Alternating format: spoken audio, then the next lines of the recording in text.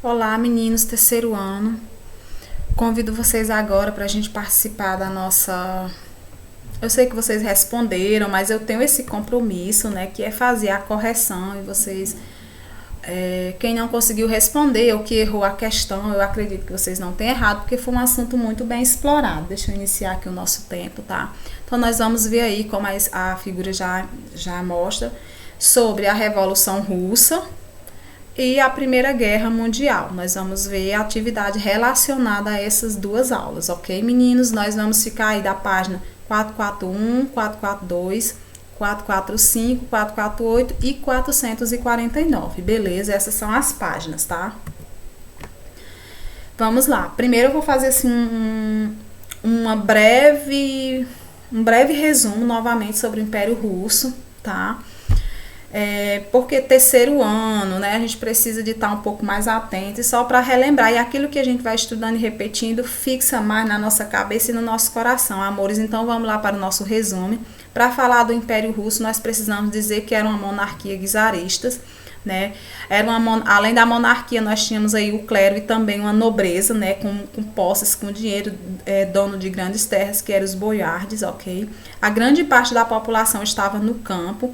Então foi um momento de revoltas camponesas e dentro de um quadro de miséria. Ao mesmo tempo que os camponeses se revoltavam, nós tínhamos os núcleos urbanos insatisfeitos com o czar, tá?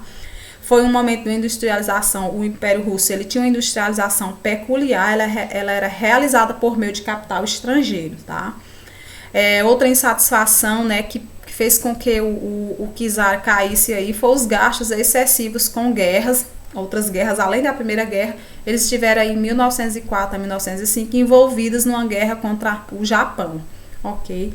Tinha dois partidos políticos, né, na formação aí, na derrubada do czar para um governo diferenciado, que foi um socialismo e um governo provisório. Tivemos a presença aí de dois partidos operários, os dois eram os mencheviques, que era uma minoria liderada por Martovs e Plekhanov. Os bolcheviques, que era em sua maioria, inclusive liderado por Vladimir Lenin, ok?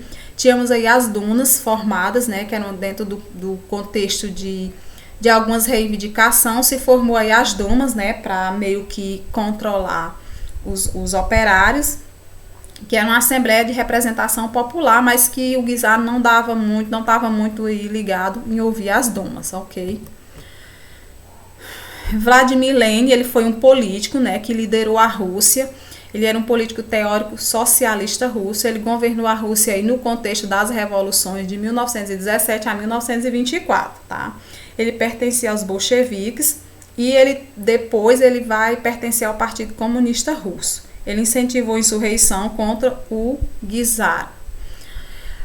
A Rússia passou a ser a União das Repúblicas Socialistas dentro do governo de Lenin, né, em 1922. Foi uma nação socialista unipartidária, somente um partido. No ano de 1917, ela passou por duas revoluções, que foi a Revolução de Fevereiro. Nós tratamos sobre isso. Essa revolução ela foi importante porque ela marcou a derrubada, ela tira o czar Nicolau I, ou Nicolau II, ou Nicolau II, né, como queira, e ele instalou o governo provisório aí, marcado aí pelo líder Kerensky, tá? Ele que estava à frente desse momento. E teve o segundo momento, que foi a Revolução de Outubro, que essa revolução vai marcar, por sua vez, a queda do governo provisório e a entrada de Lenin, ou seja, a liderança de Lenin, a ascensão de Lenin como uma liderança russa, ok? Sobre o governo de Lenin, a Rússia, o Lenin ele criou as teses de abril, aquelas teses lá que eu mencionei na aula. Elas tinham como lema um tripé, que era a paz, o pão e a terra. A paz seria a saída da Rússia da Primeira Guerra, né? Foi um momento sensível, né? Que custou aí algo aos russos. O pão era a defesa de comida para toda a população e a terra era aquela reforma agrária que eu falei. Tá? Teve aí esse tratado que oficializou aí a saída da Rússia da guerra. Lembra que eu falei sobre isso? Teve que reconhecer a autonomia de alguns outros países, lembra? E aí teve a guerra civil dentro desse contexto, que durou de 18 a 21, tá? Tinha aí os bolcheviques, que era o partido do Lenin, e grupos de oposição, aqueles que se opunham aos bolcheviques, né, que criou-se aí nesse contexto dois exércitos, o vermelho e o branco, se eu não estou enganada, né, dentro do governo revolucionário de Lenin. A guerra russa, ela deixou o país arrasado, com um saldo de milhões de mortos e uma economia totalmente destruída e vulnerável. Dentro desse contexto, ele criou aí o NEP, que foi um plano, né, de desenvolvimento aí para o país, desenvolvimento econômico. O NEP tinha como objetivo reestruturar, reorganizar a economia e pôr fim às desigualdades sociais. Ok? Lenin, por sua vez, ele vai sair do poder, né? A sua saúde ele vai ficar debilitado, sai do poder. Isso levou aí, dentro da União Soviética, a disputa de poder por duas figuras importantes dentro do Partido Comunista, que foi o Stalin, o famoso Stalin, que vai governar, e o Trotsky, tá? Então, Stalin sai vencedor e ele instaura dentro da Rússia uma ditadura, um governo de estado de terror, um regime totalitário de perseguição. Não se tinha liberdade de imprensa, liberdade religiosa, política. Então foi um governo realmente totalitário. O regime acaba com sua morte em 1953 e após a sua morte o mundo vai conhecer os horrores que foi a ditadura stalinista socialista, né, que foi de perseguição e assassinato a opositores ou a todo aquele que ele desconfiasse. Inclusive o próprio Trotsky é assassinado por mando de Stalin.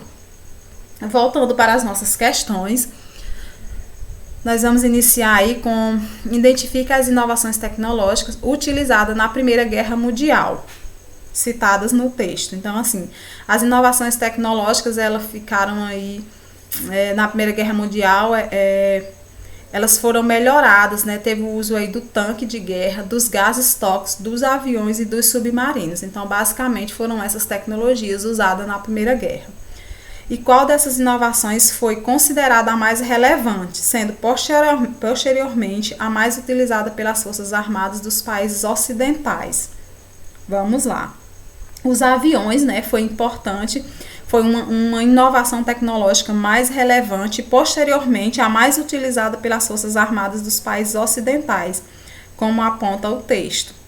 Você não está para ler o texto, mas vocês já leram aí o texto, né? E se a Grande Guerra foi uma batalha terrestre por excelência, pôs em primeiro plano um conceito estratégico que consolidou-se nos conflitos posteriores do século XX.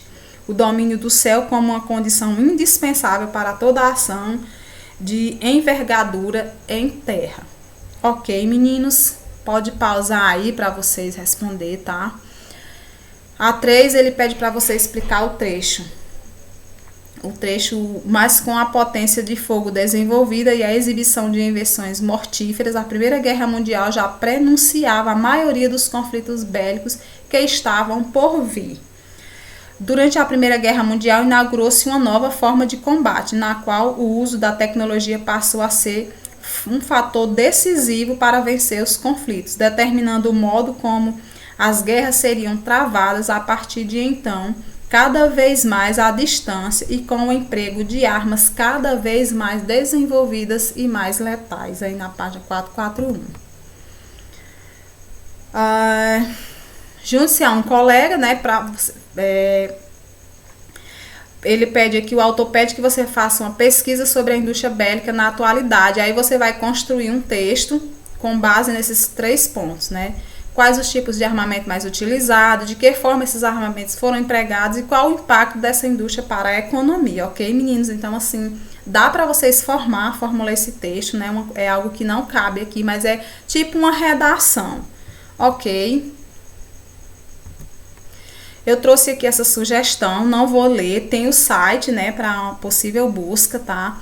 Mas tem aqui essa sugestão e vocês são capazes de construir, ok? Página 442, sobre a crise dos Balcãs, classifica as alternativas V ou verdadeiras. Vamos lá. A invasão da Albânia pelo Império Austro-Húngaro foi o estopim da crise dos Balcãs, meus queridos. Um de seus fatores de origem foi o nacionalismo eslavo, encabeçado pela Sérvia. Começou em 1908 com a ocupação pelo Império Austro-Húngaro as províncias da Bósnia, que por sua vez eram cobiçadas pela Sérvia. Teve início com a ocupação da Macedônia pela Sérvia com o auxílio da Rússia, fato que incomodou os austríacos interessados nos minérios da região. Essa aqui é falsa, com certeza. Tá? Então vai ficar F, V, V e F, ok? Identifique os principais fatores que levaram à eclosão da Primeira Guerra Mundial, meus queridos. A Primeira Guerra Mundial, o principal fator foi a disputa imperialista, né, a corrida armamentista, o nacionalismo exacerbado e a política de alianças. Né, e a causa imediata, ou seja, o estopim, foi o assassinato do arquiduque austríaco Francisco Ferdinando, no contexto aí da crise dos Balcãs. Ele e a esposa dele aí, ok? A 3, ele pede para você descrever sobre alianças políticas que formaram aí os blocos antagônicos, ou seja, os blocos diferentes, né? Da Primeira Guerra Mundial. E como essas alianças funcionaram e de que forma contribuíram para o início do conflito. Vamos lá. Isso aqui cai bastante, quem for fazer o S, quase toda a prova da US cai isso aqui, certo? O bloco da Primeira Guerra era a Tríplice Aliança, os blocos, né? Pela Alemanha, o Império Austro-Húngaro e a Itália. A Tríplice Entente era composta pela Grã-Bretanha, França e o Império Russo. Os acordos diplomáticos secretos estabeleciam a proteção militar recíproca entre os países de cada bloco. Por causa da crise ocorrida com o assassinato do arquiduque lá, não é, do Francisco e sua esposa, a Áustria e a Sérvia iniciaram a guerra, na qual se envolveram em seguida os russos, que era aliado das sérvias, e alemães, que era aliado da Áustria-Hungria, assim como os demais países das alianças. Né? Então, a partir desse momento, outros países vão entrando aí no conflito, ok? Tem uma charge para vocês observarem. A cozinha é a chave para a vitória. Como menos pão. É de 1917, é um cartaz da Grã-Bretanha. Vamos analisar. O cartaz ele está relacionado diretamente com a Primeira Guerra, mas como? Vamos ter na questão B. O cartaz foi produzido para envolver a população civil nos esforços de guerra. A mensagem ela era direcionada especialmente às mulheres que haviam se transformado em chefes de família. Dessa maneira, o cartaz foi produzido para justificar o relacionamento alimentar exigido da população, uma vez que grande parte dos alimentos eram direcionados aos homens que combatiam nos frontes. Havia uma crise de produção em razão do redirecionamento de recursos econômicos e da distribuição causada pela guerra no território europeu, ou seja, é uma questão de economia, ok? E as mulheres elas estavam sendo aí convidadas a contribuir com essa economia. O cartaz também pode nos revelar aí que a Primeira Guerra Mundial acarretou uma mudança radical na vida das mulheres. Nós conversamos sobre isso, né? Essas mulheres, elas transformaram-se em chefes de família e provedoras do lar. A mão de obra feminina ela foi absorvida praticamente em todas as áreas, tanto na produção como na indústria bélica. Essas mulheres passaram a gerir seus próprios salários. Esses fatores, por fim, levaram a uma mudança de mentalidade. Se antes da guerra o movimento sufragista, por exemplo, já era intenso, com a emancipação provocada pela absorção econômica em larga escala das mulheres, um número muito maior delas aderiu aos movimentos. Ok, meninos, inclusive aí pela igualdade de gênero e pelo direito ao voto. Dá para vocês visualizarem, crianças, aí. Questão 5 e 6, a 7, lembrando que eu não vou tratar, porque é uma pesquisa, e pesquisa a gente pesquisa e escreve sobre ela, né? O próprio nome já diz. Ele pede para você analisar aí os mapas, né, da página 437 a de 440 e fazer a soma das alternativas corretas. Vamos ver. O Império Austro-Húngaro desmembrou, dando origem a 3 novos países. Eu ficaria com essa para a soma. A Alemanha perdeu a Alsácia-Lorena, no entanto, adquiriu uma parte do território da Polônia. Eu acho que essa não vai para a soma, ou seja, essa não é certa. A formação da Romênia resultou de territórios recebidos da Hungria e da Rússia. Essa com certeza vai para a soma. E por último, embora a Sérvia e Montenegro, Bósnia tenham lutado em lados opostos, formaram juntos um país. Essa também vai para a soma. Eu só não somaria aqui a 4. Vamos ver se deu certo. 2, é a resposta certa, mais 8, ok? Mais 16, que dá igual a 26. Então, esses números aqui são os resultados da resposta certa, ok? Após a Primeira Guerra Mundial, o liberalismo manteve-se forte até a eclosão da Segunda Guerra Mundial. Tornou-se, com o fascismo, uma das ideologias entre as quais o mundo se polarizou. Passou a ser visto como causa direta da Grande Guerra e caiu em descrédito, abrindo espaço para o desenvolvimento de ideologias extremistas. Eu acho que eu vou ficar com a C. Lembrando, meus queridos, que isso é após a leitura de um texto lá, né, que tem aí no livro de vocês. Pautado na ideia de que o Estado deveria estar acima das liberdades políticas e econômicas, entrou em crise devido ao surgimento de ideologias que questionavam a ingerência do Estado em hipótese alguma, não é essa. Tornou-se avesso às ideologias extremistas, que a gente já pode parar, porque não foi isso, ok? Beleza? Questão certa, a C. No próximo nós temos aí sobre a Rússia czarista, para classificar em verdadeiro ou falso. E aí nós temos aí a B, C, D e E. Vamos ver o que a gente consegue. A base da economia do país era industrial, a gente já para aqui. Não é, porque a base do país não era industrial. Nós sabemos que tinha uma indústria, mas a base era camponesa. O pessoal estava no campo em regime semi-feudal, né? A 2, então aqui a gente já elimina o quê? Se aqui é falso, a gente elimina essa e essa, né? Não, a gente elimina, a primeira é falsa, a gente vai eliminar, ixi, tá difícil ainda, não dá não. A população russa era governada pelo czar, sim, um monarca absoluto, que detinha o apoio da igreja ortodoxa, ok, da burocracia civil e da nobreza de proprietário de terra. Sim, sim, sim, essa daqui é verdadeira. Se a segunda é verdadeira, ainda não dá para eliminarmos nenhuma. Até meados do século XIX, os camponeses trabalhavam para a nobreza na condição de servos. Verdadeiro. A classe operária urbana estava submetida à condição de exploração externa. A 3. Vamos ver aqui a 4. A indústria era incipiente e fomentada pelo capital estrangeiro. Essa aqui é verdadeiríssima. Ou pelo Estado. A maioria da população do Império Russo vivia na área rural, cerca de 85% em condições precárias. Essa daqui é verdadeira. Ok? E por último, a industrialização teve início na Rússia no século XIX. As indústrias concentravam-se principalmente nas pequenas cidades interioranas, onde os impostos eram mais baixos. Menino, qual será a resposta aqui, hein, meninos? Vocês acertaram aí? Vamos ficar da seguinte forma. A alternativa é a C. Falsa, verdadeira, verdadeiro, verdadeiro e falso. Ok, meus queridos?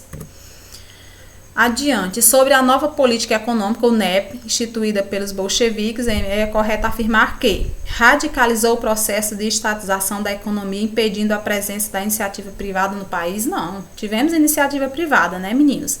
Resultou da desvalorização do papel do mercado e da percepção de que o socialismo deveria ser imposto por decreto. Isso aqui não é essa. Iniciou um processo de nacionalização das fábricas, devolvendo, no entanto, o controle dos bancos à iniciativa privada. Não. Foi uma forma de prevenir o colapso da economia russa por meio da negociação com grandes indústrias e banqueiros. C. Foi flexibilização temporária da economia socialista que permitiu a presença da iniciativa privada. Com certeza essa é. Nos pequenos comércios e a criação de cooperativas. Questão 3. Entre os motivos que levaram à concretização da Revolução Russa de 17 é possível citar a ação revolucionária combativa associada às derrotas do exército russo na Primeira Guerra Mundial, o extermínio dos mencheviques pelos bolcheviques com a consequente centralização da luta revolucionária, a associação direta forçada pelos revolucionários entre a exploração dos trabalhadores e nas fábricas, a presença russa na Primeira Guerra Mundial, a efetividade da Duma, de forma nenhuma, a Duma não foi nada eficiente, né? Ou o fato de os bolcheviques conseguirem reunir socialistas revolucionários, anarquistas e liberais sob um comando unificado contra a participação russa na Primeira Guerra, também não é essa, tá, meus queridos? Então, nós vamos ficar com a alternativa A, tá certo? Pois a revolução, ela combatia associada às derrotas do exército russo na Primeira Guerra Mundial, ok? Tem uma charge aí, é o Lenin varrendo aí o imperador, o clero e o capitalista. É um post do partido bolchevique. Vamos analisar. Nós podemos perceber que o partido bolchevique, cujo líder é Lenin, fazia oposição ao czarista, à nobreza, aos latifúndios, às indústrias e aos banqueiros. E ele opunha-se também ao clero, que tinha dinheiro e terra e era isento de tributos. Então era importante que era necessário que o Lenin, os bolcheviques, aí varresse todos esses elementos aí, certo? Ó. E colocasse aí uma nova estrutura, né, que não explorasse os trabalhadores, ok? Embora isso aí não vai acontecer, né, de forma definitiva. A mensagem do post também pode se relacionar com uma série de medidas tomadas pelos bolcheviques para eliminar a velha ordem imperial após a sua tomada de poder. Entre outras medidas, os bolcheviques anularam títulos de nobreza, iniciaram a revolução agrária, determinaram a separação entre igreja e Estado e assim vai. Tá certo? Vou aqui suprimir, mas fica aí para vocês tomarem como base para suas respostas. Para encerrar, vamos aí para a questão Decifrando o Enem, da página 449. Não dá mais para comentar, o nosso tempo é bem estourado, mas eu deixo o gabarito e vocês aí com certeza acertaram, ok? Na página 445, 450, nós vamos ter a questão 1C, questão 2C, questão 4D, questão 3B, questão 5C e na página 449 a alternativa B, ok, meus queridos? Sobre o filme A Revolução dos Bichos, né, que eu passei e falei que comentaríamos aqui, rapidinho. A Revolução dos Bichos, ele é um romance, né, de 1945, escrito por George Orwell. A Revolução dos Bichos, ela ganhou aí a versão cinematográfica, que foi o que vocês assistiram, é estilo de animação. O filme é uma sátira concludente sobre a ditadura stalinista, ou você pode também pensar a partir do filme para outras ditaduras, ok? Lembrando sempre que é um filme que retrata a questão de governos ditatoriais. Ele aborda aí a fraqueza humana, o poder, a revolução, o totalitarismo, a manipulação política, entre outros fatores. Né? Além da sátira política, a obra é também considerada uma fábula, em que a moralidade é uma das principais características. A obra foi escrita no final da Segunda Guerra Mundial. Assim que termina a guerra, o Orwell faz essa crítica por meio desse romance, tá? Ele faz uma releitura sobre as figuras históricas, né? Como nós podemos perceber aí no filme, nos personagens criados pelo escritor, como por exemplo, nós temos Napoleão, que seria o Stalin, que é um dos porcos, e o Bola de Neve, que seria o Trotsky, que é um outro porco. Então são dois porcos que vão conduzir aí o processo, né, socialista, né, o bem-estar de todos os bichos, ok? Eles derrubam aí o dono da fazenda, sobem ao poder, né, mas com o tempo,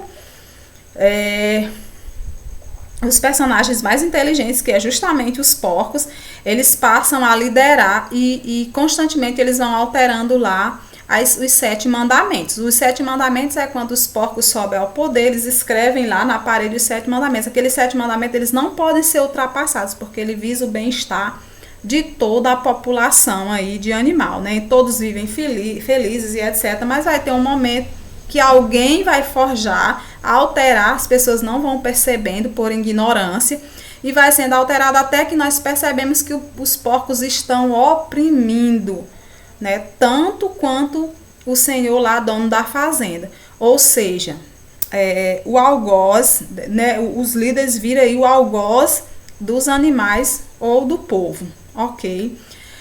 Na época que a obra foi escrita, meus queridos, a obra foi a professora Daniela Diana. Ela disse que a obra foi rejeitada por diversas editoras e, no entanto, hoje é uma leitura essencial.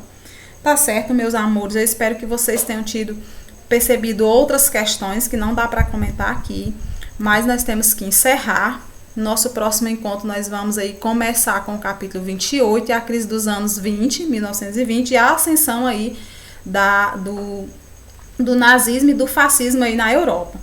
Tem na plataforma lá, na pasta documentos, um texto bem interessante para a gente já ir pensando nesse momento sobre grupos de extermínios nazistas. Ok, meninos? Boa leitura, fiquem com Deus, um abraço virtual. Até a próxima.